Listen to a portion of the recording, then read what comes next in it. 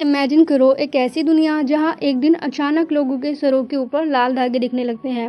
ये धागे यानी एस लाइन्स सिर्फ उन लोगों को दिखते हैं जो एक खास चश्मा पहनते हैं, या फिर एक रेयर इंसान को जो बिना चश्मे के भी ये लाइन्स देख सकता है। ये लाइन्स हर उस शख्स को जोड़ती हैं जिनके साथ किसी का इंटीमेट रिश्ता रहा हो। सोचो कितना ऑकवर्ड और खियोटिक होगा जब तुम ये देख सकोगे कि कौन किसके साथ कनेक्टेड है।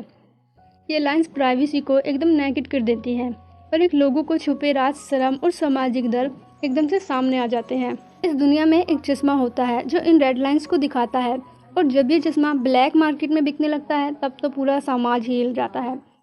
लोगों के पर्सनल सीक्रेट्स खुलने लगते हैं और इससे ना सिर्फ पर्सनल ज़िंदगी में केओस आता है बल्कि एक बड़ा स्पेशल एक्सपेरिमेंट शुरू हो जाता है। कोई शर्मिंदा होता है, कोई गुस्सा, कोई लाइन्स को मिटाने के लिए एक्सट्रीम कदम उठाता है, जैसे कि मर्डर तक। अब इस कहानी के सेंटर में है 3-4 मेन कैरेक्टर जो एक केयास के बीच अपनी जगह बना रहे हैं। इनकी कहानी एक साइकोलॉजिकल थ्रिलर की तरह अनफोल्ड होती है और हर एक का अपना एक यूनिक पर्सपेक्टिव है। फर्स्ट नंबर पर है हमारे हान जी-वूक। ये एक डिटेक्टिव है जो दिखता तो अट्रैक्टिव और फ्री स्पिरिटेड है, लेकिन उसका दिल और दिमाग इस एस लाइन्स के राज को सुलझाने में लगा है।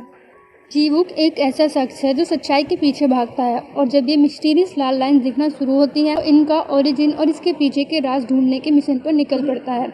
लेकिन उसकी अपनी ज़िंदगी भी इतनी सिंपल नहीं। सोशल मीडिया पर उसके कैरेक्टर को प्ले बॉय या पीकॉक कहते हैं क्योंकि उसके सर पर ढेर सारी एस लाइन्स दिखती हैं। लोग उसके कैरेक्टर को देखकर बोलते हैं ये कितने लोगों के साथ सोया है। ये बात ड्रामा में थोड़ी सी कॉमिक रिलीफ भी लाती है, लेकिन साथ ही उसके कैरेक्टर को कॉम्प्लेक्स बनाती है। Second scene Hyun.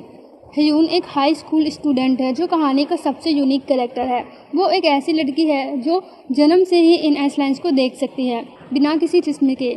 इस वजह से उसकी ज़िंदगी कभी नॉर्मल नहीं रही। बचपन से ही उसने लोगों को इंटीमेट कनेक्शन देखे हैं जो उसके लिए एक कर्ज की तरह है। वो अपने आप को अकेला रखती है क्योंकि उसका ये गिफ्ट उसके लिए तरुमा का सबब बनता है। एपिसोड 1 में हम देख सकते हैं कि वो अपने कमरे में बंद रहती है, बाहर नहीं निकलती क्योंकि इन लाइन्स को देखना उसके लिए एक बोझ है। एक दिन जब उसके मोहल्ले में एक मर्डर होता है, वो टीवी पर डिलीवरी मैन को देखती है जिसके सर पर सिर्फ एक ही एस लाइन थी, जो एक रेयर बात है। इससे उसका शक बढ़ता है, लेकिन बाद में पता चलता है कि वो डिलीवरी में कोई मर्डर नहीं बल्कि एक लवर है। थर्ड है ले ग्यूजिन। ये एक क्विकरी हाई स्कूल टीचर है जिसका कैरेक्टर थोड़ा मिस्टीरियस है। ड्रामा के शुरुआती एपिसोड में हमें पता चलता है कि उसके सर पर एक भी एस लाइन नहीं है, जो इस दुनिया में एक बड़ी बात है। क्या वो सच में इतनी प्योर है या इसके पीछे कोई राज है? ग्यूजिन एक कैरेक्टर थोड़ा डार्क साइड की तरफ झुकता है और कुछ सोर्स के मुताबिक वो शायद वायलेंस रोल का प्ले कर सकती है। एक सीन में वो एक बुली को उसके बालों से खींचकर रोकती है, जो दिखाता है कि उसमें एक अग्रेसिव और बोल्ड साइड भी है। फोर्थ नंबर है सुनिया। ये एक और हाई स्कूल स्टूडेंट है जो बुलिंग का शिकार है। उसका कैरेक्टर भी एस लाइन की वजह से कंट्रोवर्सी में घिर जाता है क्योंकि उसके सिर पर भी एक एस लाइन दिखाई जाती है, क्योंकि जो उसके लिए शर्मिंदगी का सबब बनता है। वो हान जी-वूक की रिलेटिव है, शायद नीस, और उसका कैरेक्टर एक इमोशनल डेप्थ लाता है। एक दिन उसके लॉकर में वो मिस्टीरियस चश्मा मिलता है जिसे वो भी एस लाइन देख सकती है। ये चश्मा उसकी ज़िंदगी को और भी ज़्यादा कॉम्प्लिकेटेड कर देता है। शुरुआती एपिसोड्स में क्या हुआ? एस लाइन के पहले 2 एपिसोड 11 जुलाई 2025 को वेब पर रिलीज हुए हैं और इन्हें एकदम से व्यूअर्स को ध्यान खींच लिया। चलो इन एपिसोड के बारे में थोड़ी डिटेल में बात करते हैं। एपिसोड 1 की कहानी शुरू होती है ह्यून के पर्सपेक्टिव से। वो अपने कमरे में बंद है और टीवी पर एक मर्डर की खबर देखती है। उसका ध्यान एक डिलीवरी मैन पर जाता है जिसके सिर पर सिर्फ एक एस लाइन है, जो उसके लिए एक शौक है क्योंकि ऐसा देखना रेयर है। वो शक करती है कि शायद ये मर्डर है, लेकिन बाद में पता चलता है कि वो एक इनोसेंट फ्लावर है। सुनिया स्कूल में बुलिंग का शिकार होती है और उसका अंकल जी-वूक उसके साथ एक केयरिंग लेकिन थोड़ा स्ट्रिक्ट रिश्ता रखता है।